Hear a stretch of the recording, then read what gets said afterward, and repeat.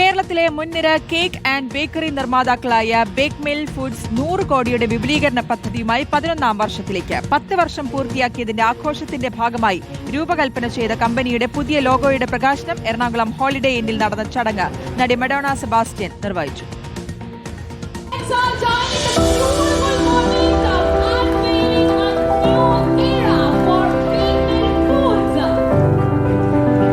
Christmas കേക്കിനുള്ള fruits മിക്സിംഗിന്റെ ഉദ്ഘാടനവും ചടങ്ങിൽ നടന്നു. കേരള സർക്കാർ നടത്തിയ ഇൻവെസ്റ്റ്മെന്റ് മീറ്റ് 2025 അടുത്ത 2 വർഷത്തിനുള്ളിൽ ബേക്ക് മിൽ നടപ്പിലാക്കുന്ന 100 കോടിയുടെ വിപുലീകരണ പദ്ധതി പ്രഖ്യാപിച്ചിരുന്നു. ഇതിന്റെ ഭാഗമായി ആദ്യഘട്ടത്തിൽ 50 എക്സ്ക്ലൂസീവ് റീറ്റെയിൽ ഔട്ട്ലെറ്റുകൾ ആരംഭിച്ച പ്രീമിയം കേക്കുകൾ, കുക്കികൾ, പ്രത്യേക ഉൽപ്പന്നങ്ങൾ എന്നിവ ഉപഭോക്താക്കൾക്ക് നേരിട്ടെത്തിക്കുമെന്ന് ബേക്ക് മിൽ ഫുഡ് മാനേജിംഗ് പാർട്ണർമാരായ നൌഷാദ് ഇബ്രാഹിം, മനോജ് ജോസഫ് എന്നിവർ പറഞ്ഞു. ഇതിലൂടെ 100 കണക്കിന് തൊഴിലവസരങ്ങൾ കേരളത്തിൽ പുതിയതായി സൃഷ്ടിക്കുമെന്നും ഇവർ പറഞ്ഞു.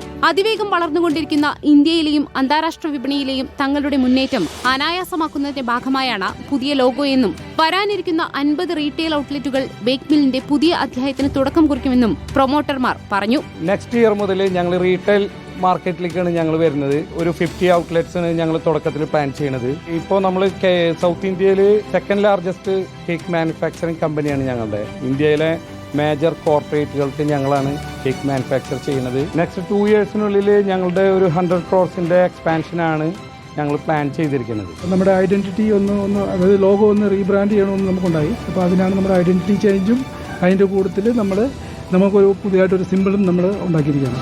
റിപ്പോർട്ടർ, കൊച്ചി.